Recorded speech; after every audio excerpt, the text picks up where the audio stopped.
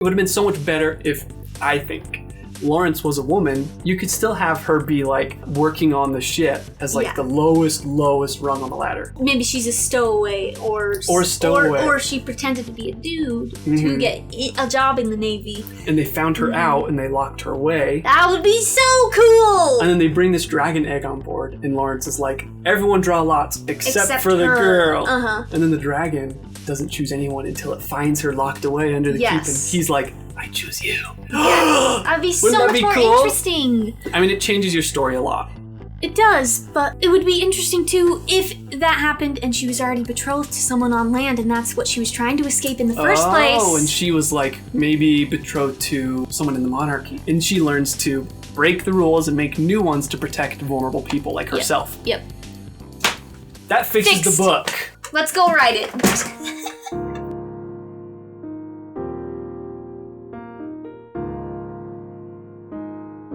Hello and welcome to the Your Favorite Book podcast. I'm Mallory. I'm Tanner. We're siblings. We like reading books. And this week we are talking about His Majesty's Dragon by Naomi Novik. Never heard of her before. But she's apparently well known. Yeah, her book also, this is the US version of the name, and it's called Temeraire in the UK. Oh, interesting. I always wonder, it's interesting to me when books have two different names. There's always a split. Well, there's always, it feels like to me, there's a split between like UK prints or European prints of books. Like they even change the cover sometimes. Yeah, Maybe it's for like more collectibles stuff. Yeah, maybe. Because if you love this book, it would be fun to have the UK version too. I like the older copy more. It's a red, it looks like a red leather bound with a gold opal chain on the front with the dragon twisted around the necklace. It's a nice looking cover. I like this one, but I liked the older copy that I had. We should talk about the book instead of what it looks like. This is a dragon book. It's our final book in our Dragon Rider Readathon that we did for June. So, we made it! If you've made it this far, thank you so much for joining us. We've now read 6 Dragon Rider books back to back. Yeah, and we could do it for another week before I before I stop. Will I be reading When the Moon Hatched next week? Yes, I will personally be reading another Dragon Rider book after this. One of us is obviously more burned out than the other one with dragons. Yes. This book is interesting. When we say this book is interesting, it means that we don't like it. Yeah, it's us trying to be polite. Nice. You read this book a long time ago. Yeah. Well, maybe not that long for you. No, it was a while ago. It was in middle school. I'd just read Eragon. Okay. And I went on to Google.com and I said books like Eragon. And I found like Here There Be Dragons, His Majesty's Dragon, and a couple others, but I can't remember. But so I started reading it in middle school, and I don't think I finished it. Yeah. Because when I was rereading it, I was like, oh, this is familiar, this is familiar, this is familiar. Yeah. Oh, it was new to me halfway through. It is a little dry. I would say it's a little dry for like a middle school book. Yeah. Eragon is much simpler. One character goes on a hero's journey. Trek across the country. Yeah. This book is a bit more difficult to grasp onto the plot, I would say. And there's a lot more characters. Yeah, and it's a lot more complex, especially like socially. Yeah, there's a lot of relationships. Yeah. Some people, like on the inside, there's a thing that says Jane Austen meets Eragon. That's a fine pitch. Which is a pretty good pitch. Yeah. It's a Regency era book. Historical fiction. Yeah, it's what if Dragon Riders existed during the Napoleonic Wars. Yeah. Which is a cool pitch. Cool. And I'm really glad we read it because it adds some more flavor to the books that we've read. Yes. Once again, we are expanding how big the genre Dragon Riders can be. Yeah. My scope was very small before we started this. And now it's bigger, which is how reading should affect your scope on the world. Yeah, you should read new things, expand your point of view. Yeah. I would say that was probably... I'm surprised that I didn't like that world-building aspect more of this book. Yeah. I thought it was cool that the dragons were basically these gigantic airships. Like, they are huge, and they build these massive saddles that act as like you can go upstairs and downstairs to the wings. Yeah, I think that's so interesting. And shoot your rifles at the bad guys and mount them. So it's kind of like pirate warfare, but in the sky. Yeah. which was cool. Interesting. I really like that aspect too. But I will also say that when I got to like the second half of this book, that's when all the air battles took place. Mm-hmm. That they were kind of boring. Like, I tuned out, and I don't know if it was like because the action isn't very well written. Mm-hmm. Not from a mechanical standpoint, but from like a storytelling beat by beat action standpoint. Or if I just wasn't invested enough in the characters and the story to really latch on to those details. Yeah. I had the same exact issue, and I also don't know if it was because it was boring or I didn't care for the characters. Yeah. I think it might have been a little bit of both. Probably. Because I love my action stories. Yeah. I love it's action. Your favorite part. Yeah. But it doesn't mean that I like all action. I think I like the idea of this type of warfare. Yeah. More than the way it was presented. I think it could have been done a little bit better. Yeah. I think it could have been done a little bit more interestingly and a little bit more descriptive. I don't know. Some of it felt a little bit too vague to me. Yeah, maybe so. It was hard for me to picture visually. Yeah, it was hard for me to picture. And we just read Red Rising by Pierce Brown. Which is I don't know if so actiony. It's super actiony. For me personally, it was one of my favorite book series of 2023. That's why I wanted you to read it. Yeah. And I remember those action scenes vividly. And I remember sitting there reading it and just being like totally invested. It in your head and it was awesome. Like all the space battles. Yeah. Even the sword fights were cool. Like they were brutal. And they're so well written. Like, I don't know. I feel like it just doesn't feel the same. No. And I can't figure out why. Maybe I would need more time or maybe another reread of this book to figure out why. But it just didn't hook me, the action. And the pitch is so great. Mm-hmm. It sounds cool. Pirate warfare in the sky with dragons. Yes. And Sign it's me like up. Napoleonic era technology. Yeah. That's cool. It's fascinating. But for some reason, I was just like, snooze fest. Yeah, I don't know. I think I was honk shoeing my way through the second half of this book. I have... You guys, I'm going to be canceled for calling myself a book nerd in saying that I've never actually read a Jane Austen before. Canceled. Well, me neither. We'll go down together. I really haven't read that much historical fiction. I haven't read Regency before. No, me neither. I think I just don't like it. Yeah. I think it's just a personal flavor thing. I think that's part of why I didn't enjoy this book was because the tone was very historical fiction, Regency feeling. It was lots of decorum, tons of characters. Yes, be polite. This is how you speak to him in this way. This is how you speak to her in this way. Yeah. And I was like, can we go back to the dragons? Yeah. I think maybe a part of the Regency appeal, and like I said, I haven't read much Regency either. Maybe that could be our next series. Yeah. Start we'll read the exposing Bridgerton ourselves. series. Well, maybe so. We might find something that we really enjoy, and we have a better idea of why we wouldn't like something like Her Majesty's Dragon, His Majesty's Dragon. Pardon me. Mm-hmm. And I think a part of the appeal of Regency books is like you have a ton of characters, and all those relationships change and intertwine throughout the story. Yeah. And the story's about the protagonist like finding their one true love, right? Mm-hmm. I think that's the idea, is this romance space. Yes. And there is not much romance in this book. And the character relationships don't change that much throughout the story. They're so stiff. We should give the pitch of this book. Oh yeah, what's the book before we get about? farther into it. This book follows Captain Will Laurence, who's captain of the William Reliant. Lawrence. What did I say? William Lawrence. Captain William Lawrence, captain of the Reliant. You said Will Lawrence. Oh, pardon me. How impolite. I'm going to be an outcast. Court-martialed. You're going to be hanged for that. He is a captain of a ship who's... in the Navy, the Royal British Navy, right? Uh-huh, yeah. And the book starts with him boarding and pirating a French ship. Yeah. He's a pirate, which is really interesting to me. I really enjoyed this first scene of them getting all the people and stealing all their goods, and then they find this giant crate in a special holding place. Mm-hmm. And they're like, oh, what is it? And all of his people open it, and there's a dragon egg inside. And they're all like, shoot. This is super valuable. Yes. The French are great with breeding dragons. Mm-hmm. That's why they've been so dominant in this war. Yeah. So they're like, wow, what a treasure. It's a huge find. Yeah. And they're like, we're going to be rich. It's going to be our biggest bounty yet. They take it to their ship, And they have a scholar on board who knows a little bit about dragons, knows the most out of all the pirates. And he's like, uh-oh, this is going to hatch. Like, right now.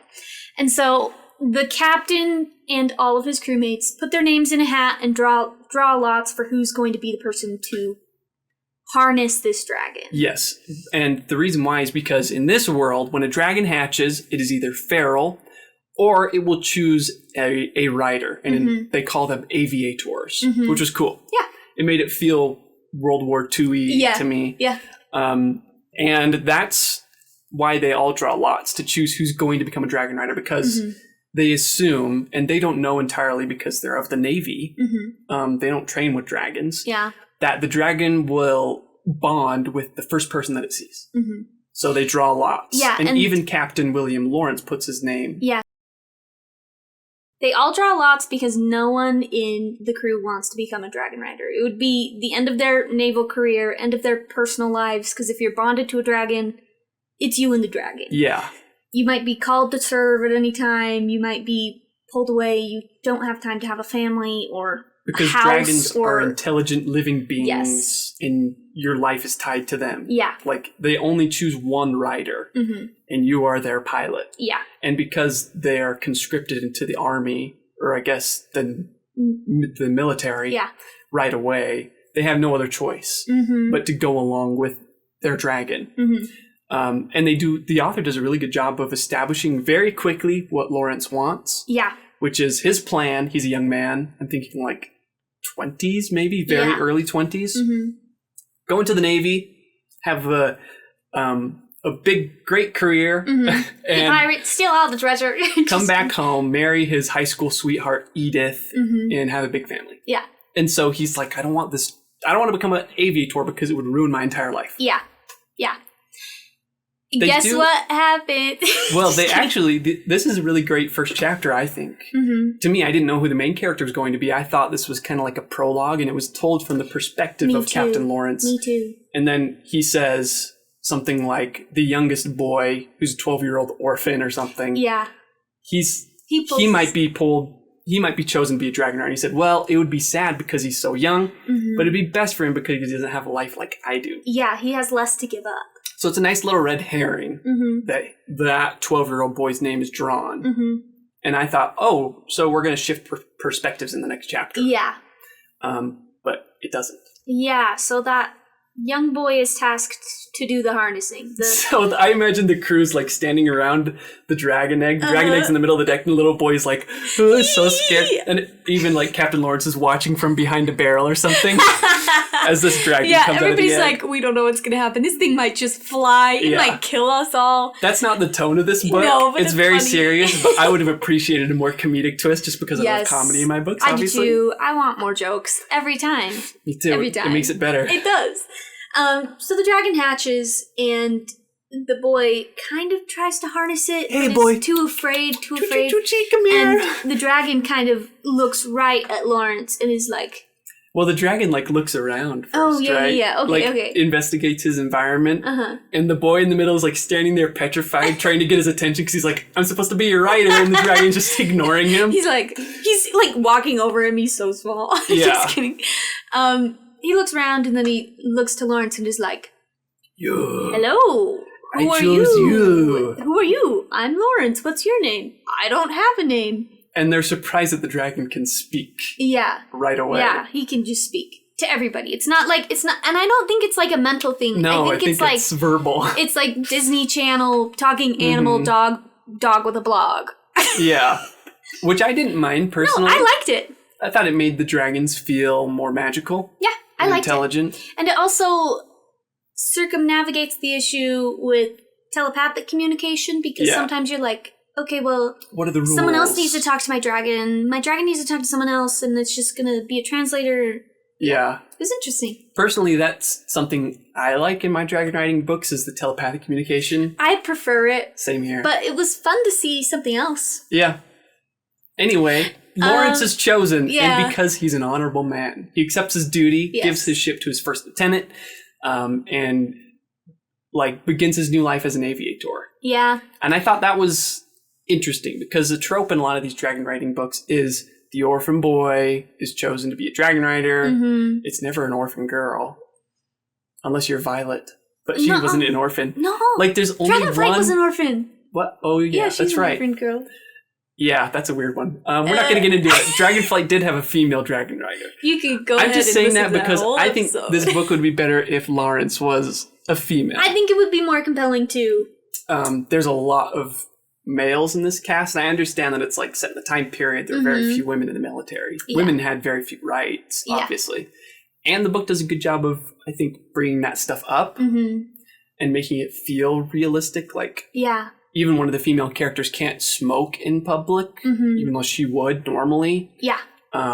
Because other people would see that. It's like, this woman is smoking. Yeah, when Laurence gets to his training montage, he meets some other women dragon riders, and he's like, he's shocked. Whoa. And people are like, oh yeah, the long wings, they only pick females. Yeah. So we've got females and we got women in our dragon army. And he was like, oh, okay.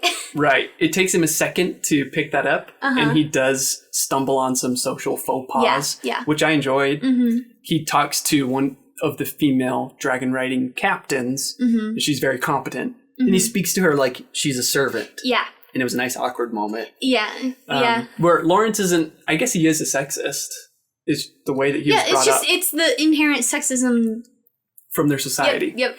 But he does make amends with her later on. Yeah. Like, he wants to treat her like a real person, but he was just surprised that women were allowed to move above the social status, like, of servant or mother or, like, housekeeper. Yeah. Oh, sorry. It's a reflex to propose to any woman in the room. Yeah. Just kidding. If you are fertile and single, then I have to propose to you. It's just what's expected of me as a man. I can't help it. It's my biology. The book is about Laurence and Temeraire becoming a dragon rider and dragon. Yeah. And fighting a final battle at the end of the book. Yeah. So in that way, it does follow the trope of all these other dragon riding books. There's a training montage. There's growth, rapid growth. I mean physically. Okay. I meant the dragon grows really big, really fast. Yeah. That's in every dragon book. Yes, but Temeraire does grow quickly. I thought you were talking more about, like, character growth, and I was like... No, there was none of that. There's very little character growth in this book. Or if there is, it happens very quickly. Yeah. Which I think is part of the reason why I didn't really enjoy this book that much. I love my character-driven stories. I do too. There was just a lack of conflict and lack of progress. And a lot of the conflict was easily resolved with little to no issue or work. Yeah. Like, for example, Temeraire and Laurence becoming a dragon rider and an aviator. An aviator and a dragon. Laurence, he returns to Great Britain after the introduction of the story. Yeah. And he bonds with Temeraire over time. Like, they grow together as friends. Yeah, and I thought that was successfully done. Every night. And it's really cute. It is cute. Temeraire and Laurence rescue a man who went overboard on the ship. Like, they do a really good job of, like, subtly indicating the type of person that Laurence and Temeraire are. Yeah, and how they work together, too. Yeah, and how they're considerate people of one another. Like, Laurence treats Temeraire like another human being. Yeah. And he is surprised by that. Yeah, and there's a lot of, like, Temeraire struggles with looking different than the other dragons. Yeah. Laurence is like, that's okay. I still love you, doggy. Yeah, he's like, you look a little silly, but I like it. Yeah. And he even buys Temeraire, like, jewelry. Yeah. They go on a hike when they land in their home country. And Temeraire, like, finds this shiny rock and he's like, what's this, master? It's really cute. And then he buys him a book about minerals and gems. And he reads it to him at night. And it's really adorable. It's really cute. So I really like that stuff. I also like when people include dragons yearning for gold and jewels and collecting hoards. I like that. I think it's fun. Yeah, it's like bringing to life those stereotypes. And Temeraire, he even buys him, like, a gold chain. And I imagine it's like this, like, gigantic gold chain that says Temeraire on it, and it's like got diamond encrusted. He, like, wrote it himself. It's really, really bad handwriting. It's spelled incorrectly. But Temeraire doesn't know. No. But it's stuff like that, like the gift giving between those two. Does Temeraire get him a gift? I think he just treats him nicely. I can't remember. He must return the favor in some way. Mm-hmm. But that stuff is nice to show that these two care about each other. The big problem that I had with this book is at the end of Act 1, after you establish this character, Laurence, what he wants, and what the plot is, the goal for the story is. The goal for the story is basically Laurence finding his destiny and becoming a Dragon Rider. Yeah. Or an Aviator. Mm-hmm. At the end of the first act, the character is supposed to do one of two things. Choose to go on the adventure or be forced to go on the adventure. I think that's an exhaustive list. If I boil it down to at least that's my theory right now. I agree with your theory. Okay. Because you can do like a weird in-between thing where it's like the character just happens to go on this quest. They aren't necessarily forced to, but they're going to do it because that's what the story's about. Mm-hmm. That was kind of the problem with Eragon, right? Yeah. Where it's like Saphira hatches for him, and then he's like, well, I guess I'm a Dragon Rider now. Yeah. I'm going to go on this adventure and get revenge. There's a lack of like active decision in it. Yes. The active decision from Eragon comes from the murder of his uncle, Yarros, and then it becomes a revenge plot, and Saphira is there to help him, but there's never a point in the story when he's like, I choose to be a Dragon Rider. Yeah. I'm going to fight King Galbatorix. Mm-hmm. It's more of like, he's like, well, my dad died and now I have nothing holding me here. I guess I'm going to fight Galbatorix. It feels kind of random. Yeah. And there are 2 books that we have reviewed on our channel before that do this perfectly, and they do it both in different ways. Yeah. So the first one is The Hunger Games. Mm-hmm. We reference this a lot. It's because the intro is fantastic. It's perfect. Mm-hmm. It is so simple. Mm-hmm. They establish Katniss loves Prim. And they have this nice little moment where she tucks her shirt in. Yes. And she's like, my little duckling. Tail, little duck. And it's so adorable. Mm-hmm. And later on, Prim is chosen to fight in the games, right? And then Katniss says, I volunteer. And it's this powerful moment. It's almost like telling us that Katniss loves Prim. And then after, it's like, well, prove it. Mm-hmm. So she shows us how much she cares about Prim. It's like, she's doing this for Prim. Mm-hmm. It's great. It's fantastic. It compels you as a reader. It endears you to Katniss and Prim so quickly and in such an authentic way. Yeah. It's why that book is basically perfect in my eyes. Yeah. And the rest of the journey, it has good, exciting action, but it's built on that foundation of a character making this decision that matters to them a lot. Mm-hmm. The other direction you can go in, where the character is forced to go on an adventure, is in Getting the Knife. Yep. Which is also brilliant. Mm-hmm. We love that book so much. Yes, we do. Gideon, she is forced to help Harrowhark, which is kind of like her arch nemesis, kind of like a sister. They grew up together, but they hate each other. Mm-hmm. Gideon keeps trying to escape this planet, but Harrowhark won't let her. Yeah. And Gideon makes a deal. They duel. Harrowhark plays this mean trick. She says, you lost the duel. Now you have to help me become a lictor. We're going to go to this other planet. But if you help me become a lictor, I'll let you go. And you can do whatever you want. So that's the other way you can do it, right? Where it's like, the quest means something different to Gideon than it does to Harrow. Than it does to Katniss, right? Oh, yeah. Sorry. Katniss is more like, I'm going to do this for Prim, and I love her so much. Mm-hmm, mm-hmm.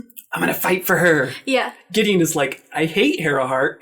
I want to get out of here, like as soon as I can. I will do anything, even if it means helping you for a couple weeks. Yes. Mm-hmm. And if it weren't for Harrowhark tricking her and making her make this deal, she would not be helping her become a lictor. Mm-hmm. Right? There's no other choice. Yes. So the motivation is different. Mm-hmm. Right? In this book, Laurence, it's kind of like Getting the Knife, right? Mm-hmm.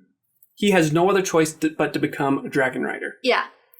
And he and Temeraire actually become friends. Mm-hmm.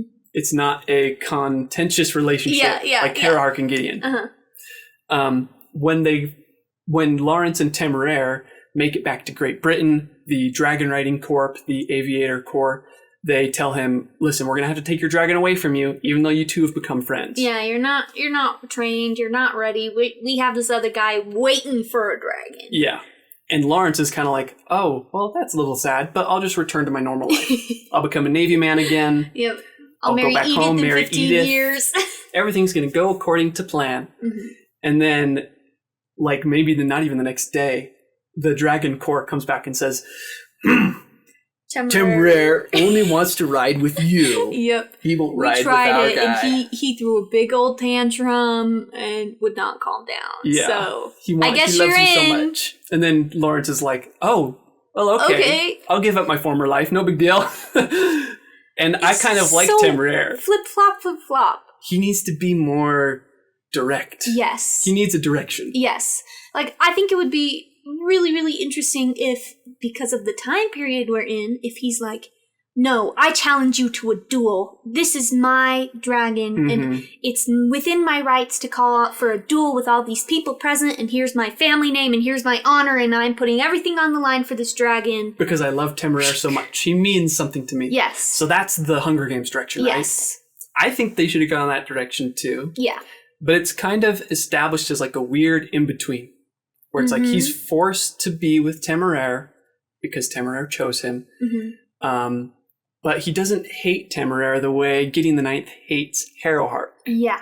They're more like friends. Yes. So it's too easy. It's a weird blend. It's too easy for him to go there. Yes. I think what you could do to make it more interesting is go the Hunger Games route, like you're saying, right? They take Temeraire away from him, and then he sees like Temeraire's new Dragon Rider is treating his dragon horribly. Yeah. And he's like, no. What? I'm not accepting that. Yeah. Because I'm a good man, and Temeraire's my friend. Yeah. That's going the Hunger Games route, right?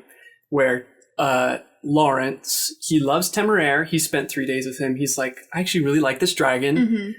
I hate my dad. He doesn't want me to be a Navy man. How much worse could it be if I become an aviator?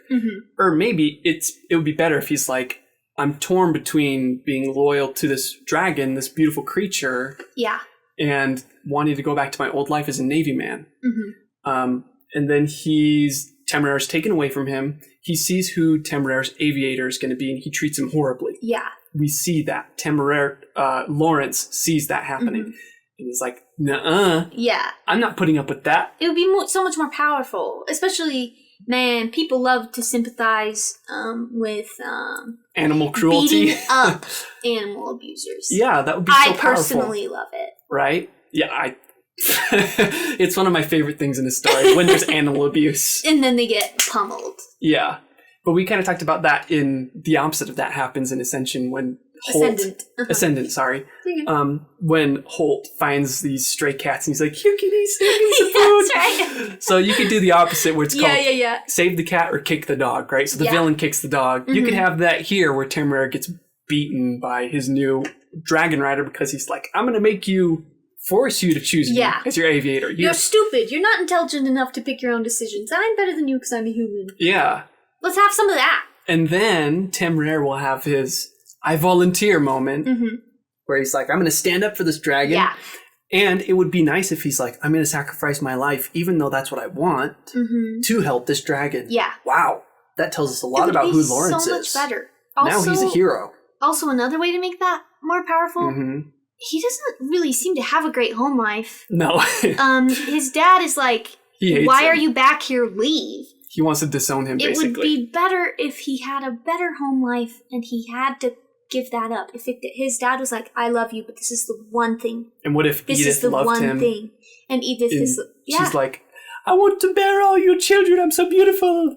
Yeah. Right? And he's like, I'll even give up my true love for a dragon. Because I'm a good person. I'll do the right thing. That would be so much more potent. Yeah. And exciting. Could we have one exciting thing happen? Not a lot of exciting things do happen. Except for there's one moment in the middle when they save a dragon that's injured. Cool. That is cool. Yeah, I did like that moment. That's probably the best, most exciting scene in the book. Yeah, and then after it's done, you're like... Yeah. So this story kind of has a similar problem to ACOTAR, in my opinion, where it's like Feyre. Wow, that name came back to me because it was so hard to say, and I've said it over 50 times that it's burned into my memory. Her home life is not so great either. It's kind of like Cinderella and her ugly stepsisters, right? Yeah. They're mean. They don't appreciate her. She hunts for them. Her father's even like despondent. And then she's forced to be taken away to this place, this fairyland, right? Yeah. And she's terrified of them, and it's horrible.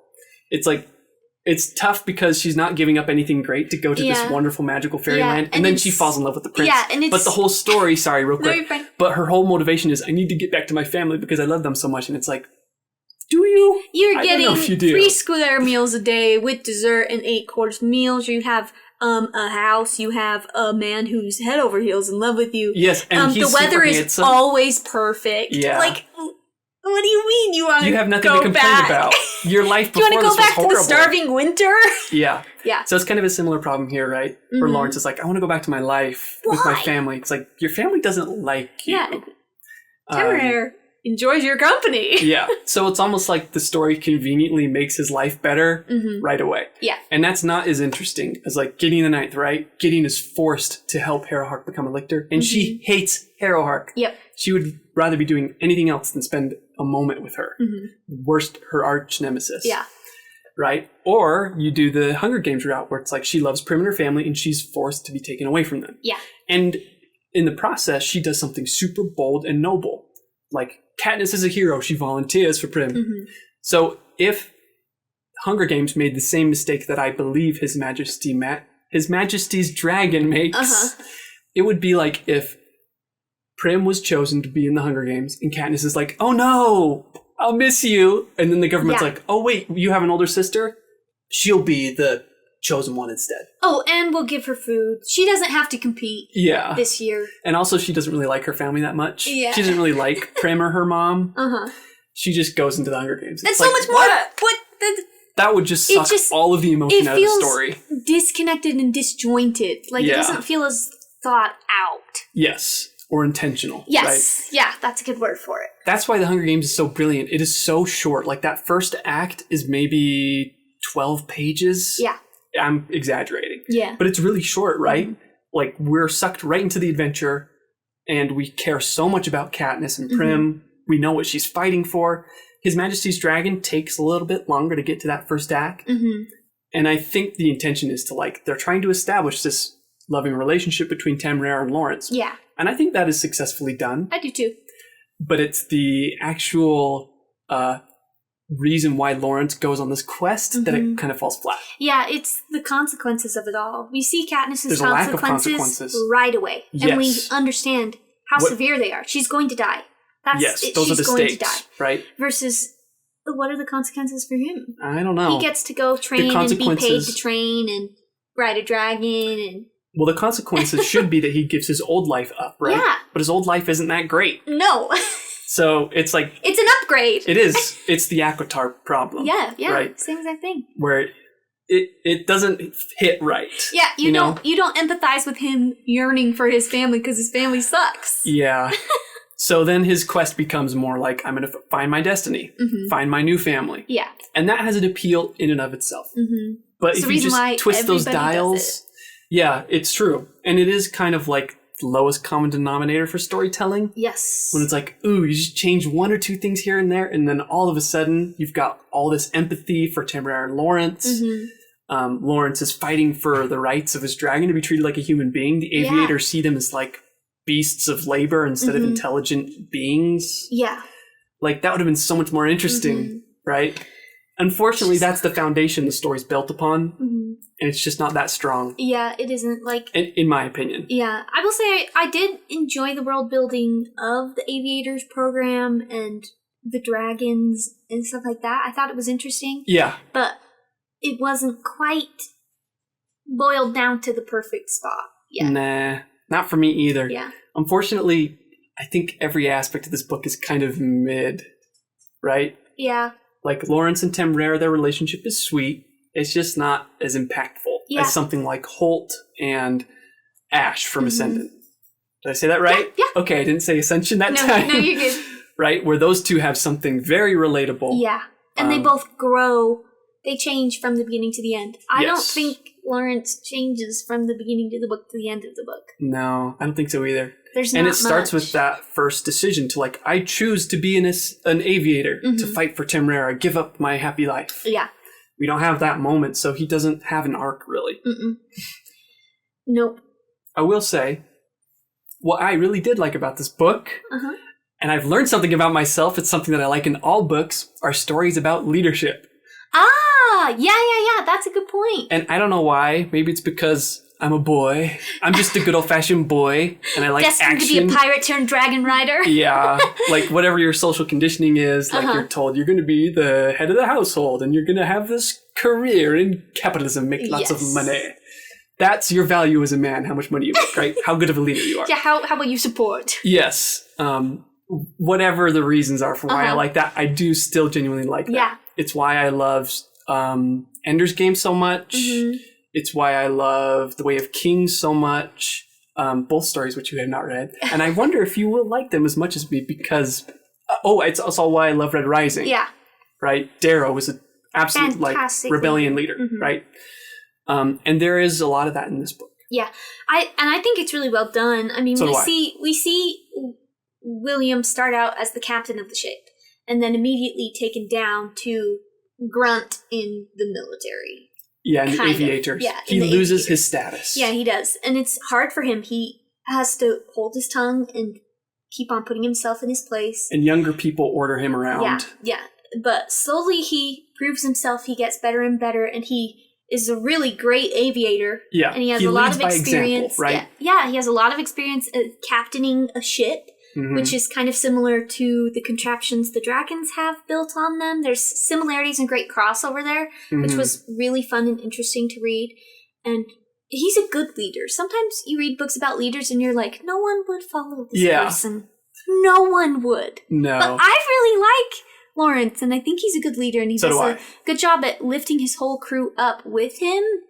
And we see that from the beginning chapter. And standing up for people who are... marginalized or oppressed. Yeah.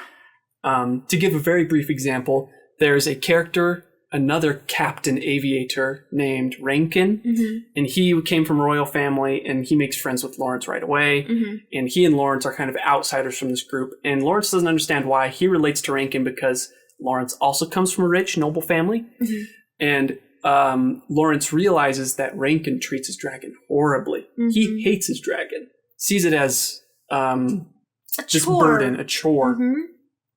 And Laurence takes care of Rankin's dragon kind of behind his back. And so does one of his crewmates, like low. I don't know what rank because I couldn't pick that up. I couldn't either. Low. Yeah, there's a lot of characters. There's a lot of like you're an admiral. There's a lot of stasis. Yeah. And I did enjoy that, but it was difficult to remember. It was hard for me to pick up. And maybe it's because I'm not used to reading things like that. Same. You know. Anyway. Laurence takes care of Rankin's dragon behind his back, and it's kind of like the kick the dog thing like we talked about before. Yeah. So even though it's not right for Laurence to take care of Rankin's dragon, he does it anyway. Yeah, because he can't handle... His dragon is so sad. Yeah. And imagine how much better it would have been if he did that after standing up for Temeraire at the beginning of the book, right? He sees Days treat Temeraire like an animal. Yeah. Stands up for him. Later on, he meets Rankin treating his dragon like an animal. It's like, well, of course Laurence would stand up for his dragon. Yeah. But that's an example of how he's a good leader, right? And that happens throughout the book. He washes the dragons. He takes off their harnesses. And it's like not a normal thing in the Aviators. He takes them on a beach day. Yeah. And I like that stuff. I love a beach day. Yeah. I like those fun and games sections. Yeah, they were good. Yeah. To me, I feel like maybe it could have been a bit stronger, him against fighting the status quo within the Aviators. I think that's the problem with most of this book. It's like the conflict is established, but they don't follow through. Yeah, well, even that, so that happens. He takes care of Rankin's dragon behind his back. And then William's captain pulls him aside and is like, you crossed the line. You can't take care of someone else's dragon. It's his. He's powerful. You need to do it. And Laurence is like, you're correct. I feel bad that you even had to have this conversation. It will never happen again. Instead of him being like, what do you mean? How can you stand up to watching this happen? It's not right. It's not right. Yeah. It would have been more powerful. I wonder if it's like they were trying to stay true to Lawrence's character and he's all about rules and duty. Yeah. So even if it comes at the cost of a dragon's well-being or even their life, he won't step in. I want to see the author push that more heavy-handed. Yeah. I want to watch him grapple with, do I lose my place in society and let these animals be abused? Or is it not worth it? Yeah. It's unfortunately, that's who he is. And it weakens his character. It does. Not only does it make the story less interesting because it's like the consequences happen just to him. Well, don't know what I'm trying to say here. The consequences of him not stepping in and saving Rankin's dragon is that, spoiler alert, his dragon dies at the end. When Laurence could have been like, screw that, I'm going to duel Rankin to the death, and I don't care what the consequences are. And then you could have had something in the second book where it's like, Rankin's family wants to get revenge on his family. Yeah. Or that maybe he becomes a double dragon rider because his Rankin's dragon...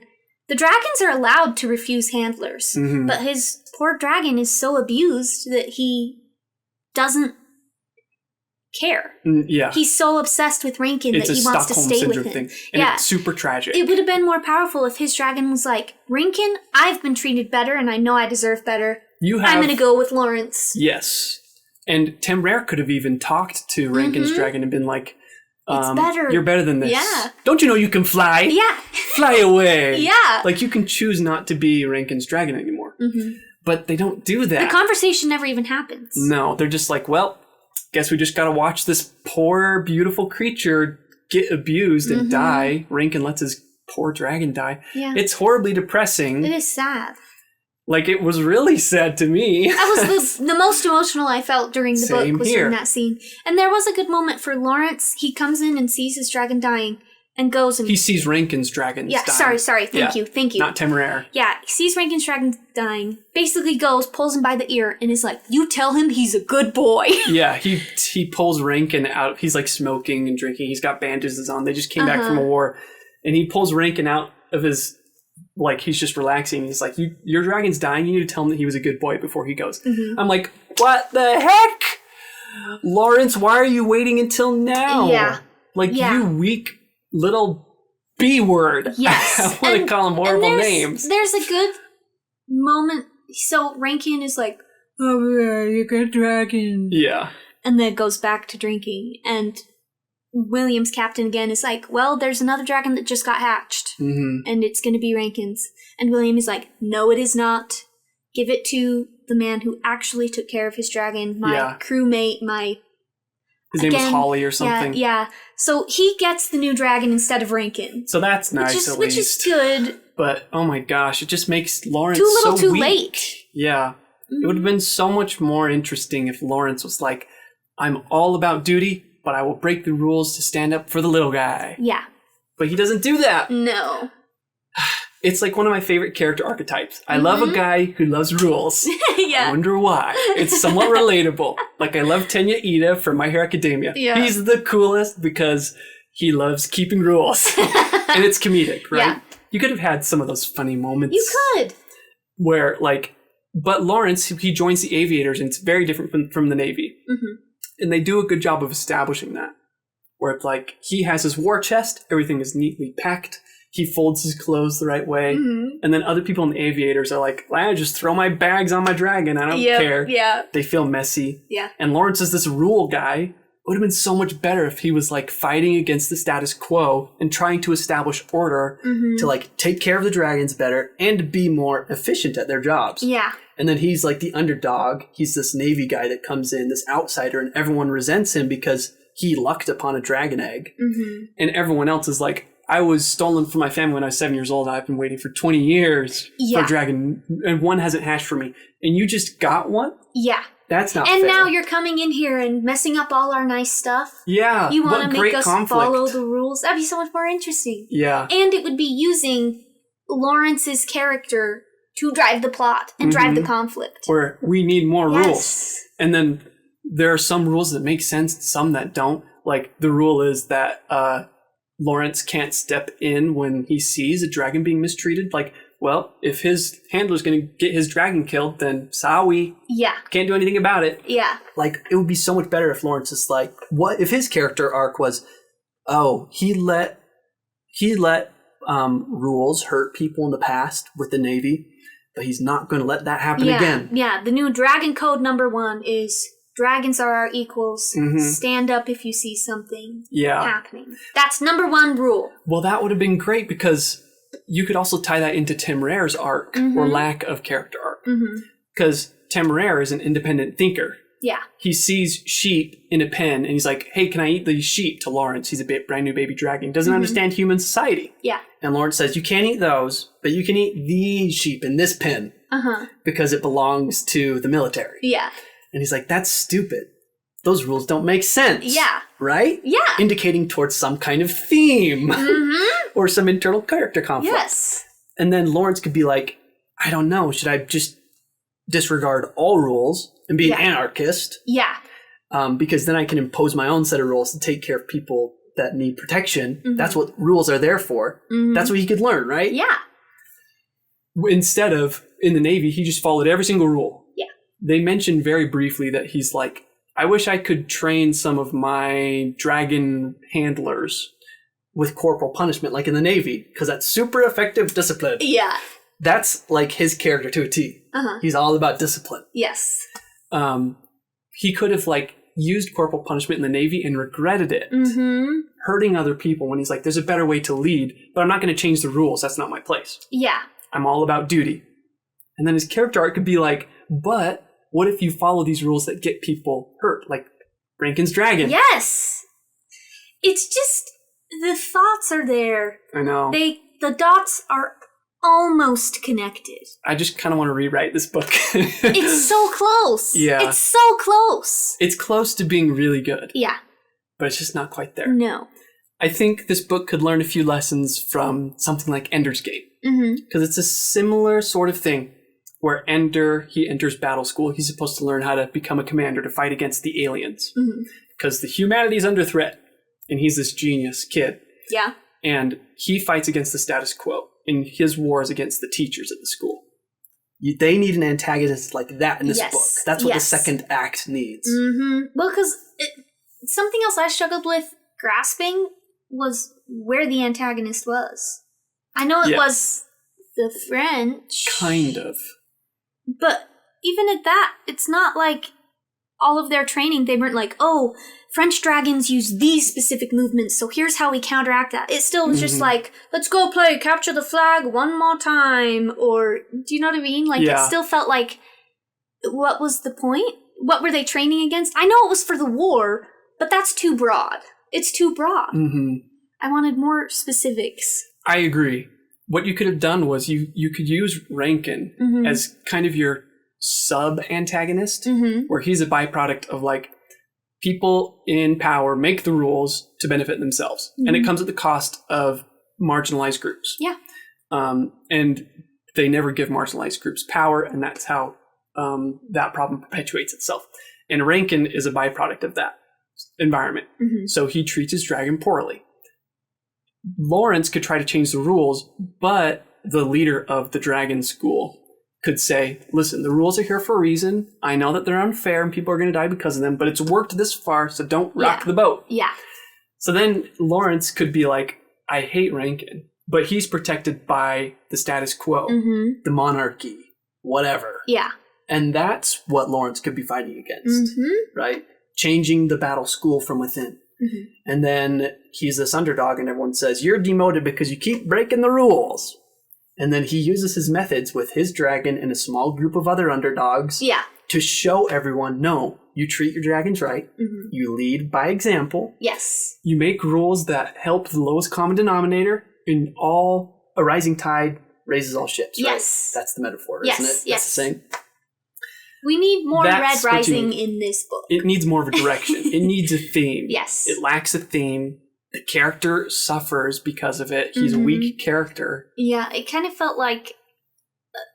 he's willing to let bad things happen around him. It's just boring. In order to follow the rules. It's boring. And that, at the end of the book, that's stated as like a good thing. Right? I don't like it. Temeraire, he's like an independent thinker, right? I thought, okay, we're going to have some kind of an arc with him. Yeah. At the end of the story, Temeraire's like, you know what? You were right. Duty is more important than anything else because it means that you protect your friends. Kill the French. Yeah. And it's weird. It's a little bizarre. And we also get, like, a weird plot twist at the end. Spoiler alert, dear everybody. In the beginning, they think Temeraire is an imperial Chinese dragon. And then he keeps Which is a rare breed. Which is a rare breed. And then he keeps on growing, keeps growing. And then in the final battle, he tries to use dragon breath, and instead of dragon breath, it's this like sonic boom of a roar, which I thought was really interesting. Yeah. And then they're like, in the epilogue, not even in the book, in the epilogue, which I mean, the epilogue is part of the book, but in the epilogue, they're like, oh wow, he's actually a celestial dragon. He's which even is more special. the most rare and specifically bred for kings and queens. Mm-hmm. I don't know what my issue was with that. It just felt so out of the blue, and it was interesting. It was just another red herring where they were like, okay, he's this kind of dragon. Yeah. And then they're like, actually, never mind. I think I don't know. I think the it just intention, felt weird to me. Yeah. I think I know what you're saying. I think the intention is like similar to what happens in Fourth Wing, where Violet, she's trained to become a dragon rider. She finally bonds with the dragon. It's the most rare dragon of all. And then she flies to the training grounds after bonding with her dragon. Then she tells everyone, I'm bonded with this dragon. And then a second dragon comes along and says, I'm bonded too. One. She's the first person to ever bond two dragons. So it's that Brandon Sanderson principle of you can subvert expectations by promising one thing, like you promise your kid a toy car for Christmas, and then on Christmas Day you give them a real car. Yeah. I think that's the intention. I think you're right. It just felt weird to me. Yeah. Personal opinion, it felt weird. Yeah. I think it's because of all these other problems we've talked about. It kind of felt like a cheap trick to make you care about the story all of a sudden. Where it's like, I've kind of lost motivation at this point. Well, I mean, even having it happen in the epilogue, it would have been more useful if, like, throughout the time they're like, well, he's an Imperial, but his coloring is a little bit different than it should be. Maybe the drawings are just bad. You're saying they should have hinted towards that better. I think so. I don't know. Having Temeraire... Yeah, you're right. Well, that's the problem with most of this book, is like they almost establish a source of conflict. Yes. And they don't pay it off. Yes. Or build towards a final conclusion. Yeah. Right? And even Temeraire finding out that he's a celestial dragon, that should have an arc too. Where it's like he starts as this Imperial Chinese dragon. And he does say, hey, I'm self-conscious about the way that I look. And I'm not as powerful as the other dragons. I don't breathe fire. I can't spit poison. I'm just smart and small. No, he's big. Relative to like Maximus. Oh, okay. Sorry. So he's not like brute force. Yes. Maximus he's is like, brute force, I don't know where I belong. I Yeah. don't know where I belong in the... Where's my spot in the triangle? Yeah. In the pyramid. His character arc, instead of discovering that he has value smoothly, like it should be the smooth ramp up, it's almost like flatline, boom, he's the most special dragon ever. Yeah, but it's and it's interesting because it's not him that makes it special. Yeah. It's his breed that makes it special. Yeah, Do you know it's what not I mean? from anything he did. Yeah.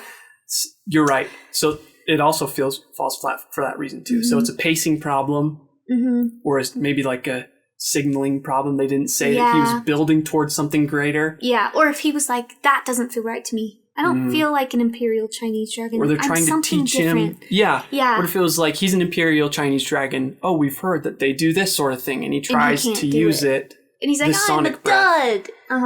And then at the end, he's like, no, I feel like I should train in this way instead. And then he discovers this new power. Yeah. Going against the status quo, just like Laurence. You have that nice narrative parallel between those two. Yeah, it doesn't quite fit. Basically, we could have fixed it. We could fix this book. This has been a fun podcast for that reason. Yeah, it has. Okay, can I tell you my pet theory of one other thing you could do to fix this book? Yes. I think there's a lack of female characters. Really? I think there's a lack of female characters in most books since doing this podcast. Like, Gideon the Ninth does it really well. Yeah, and they're all lesbians too. Yeah. But a diverse cast just makes your story better. You have so many more different points of view, so many different worldviews that change who your characters are. Yeah. When every single character is a straight white man who cares about duty to kingdom and country, then your cast just feels bland. You have one female character who's interesting because she has to overcome obstacles of sexism. You have a moment in this book when Temeraire says, we've mentioned it a couple times, I feel different. And I want to belong. And then Laurence is like, there, I still love you. Don't worry about it. And they do relate to each other because Laurence is a Navy man. He's an outsider, fish out of water. Yeah. And so he tells Temeraire that too, right? It would have been so much better if, I think, Laurence was a woman And she said, hey, I completely understand. I'm the only woman here. Mm-hmm. And all these men treat me differently. They don't think I have more potential. Yeah. Right? So you do the sexism thing. Mm-hmm. That's something she has to overcome. The opinion of other people. Yeah, and it would parallel so much better with Temeraire's issues too. Yeah, I think they would have had a stronger bond. Mm-hmm. And you could have started her out. I know that like it kind of gets rid of that nice. We said it was cool that Laurence is not an orphan boy. He's like an older man who adopts a dragon. It's kind of like a father-son relationship instead of like a brother-sibling relationship. Yeah. You could still have her be like working on the ship as like the lowest rung on the ladder. Mm-hmm. Like there's the boys who are they just clean the poop deck, and then there's her. Yes. Or maybe she's a stowaway or she pretended to be a dude to get a job in the Navy. And they found her out and they locked her away. That would be so cool! And then they bring this dragon egg on board, and Laurence is like, everyone draw lots except for the girl. Uh-huh. And then the dragon doesn't choose anyone until it finds her locked away under the keep, and he's like, I choose you. Yes. That'd be so much more interesting. I mean, it changes your story a lot. It does, but it would be interesting too if that happened and she was already betrothed to someone on land and that's what she was trying to escape in the first place. Oh, and she was like maybe betrothed to someone in the monarchy. Mm-hmm. And she learns to break the rules and make new ones to protect vulnerable people like herself. Yep.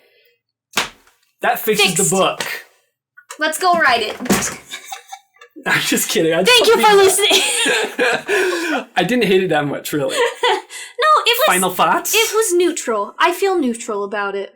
Yeah. There were some things that I really enjoyed. I loved Temeraire's goofy character. Mm-hmm. I loved that he loved reading every night. I loved that he loved jewelry. I really enjoyed... Oh, something we didn't mention. Most dragon books are red dragon, fire breath, blue dragon, ice breath. And they're all the same exact look. Yes. This book has a lot of different types of dragons with a lot of different patterns and colors. Shapes and sizes. So it's not just red dragon, blue dragon. It's like, oh, Temeraire starts out mottled gray and slowly becomes darker gray with opalescent spots along his wings. I loved that kind of stuff. Yeah, and then he grows whiskers and a super long tail. Like he looks like a Chinese dragon. Mm-hmm. I loved that. I loved the descriptions of everybody's different types of dragons, and I really enjoyed that aspect of the book. I really liked when I was done with it. I'm just kidding. I'm so sorry. My favorite part was the ending. No, I agree with you. The world building was my favorite part. Mm-hmm. The characters were not as egregiously written as something like Dragonflight. Like the romance was at least better than that. But that is like 6 feet below the ground is how low that bar is. Yeah. I'm sorry, we hated Dragonflight. Yeah. And it's because that relationship was so horrible.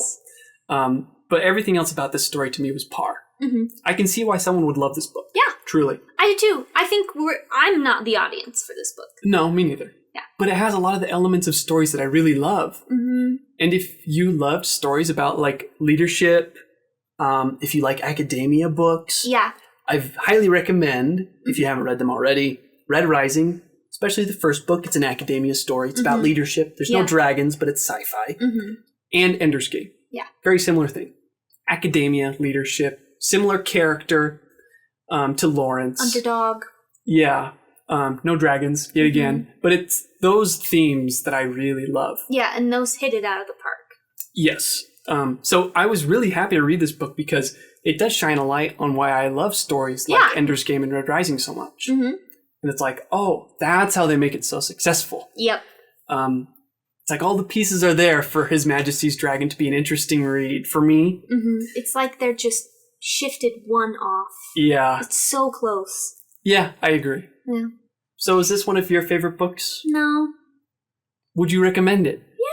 If I knew the person, if I knew what they would like, I would recommend it.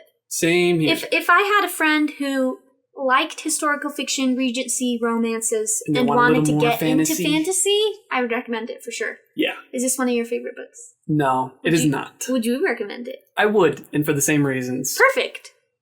I think that's pretty much it, I think so too.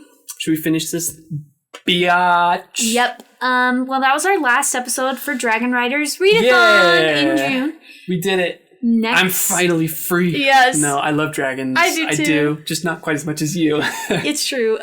Next week we will be doing our tier list on all of the books we've read, ranking them, which one's the best, which one's the worst, and for what reason. So stay tuned next week for that. If you like this video, please give us a like and subscribe. Comment down below if you've read this book, if you liked it. Yeah. Comment. Tell us if we're wrong. Tell us how we're wrong, yes, please. actually. I want to know. Yeah. Yeah.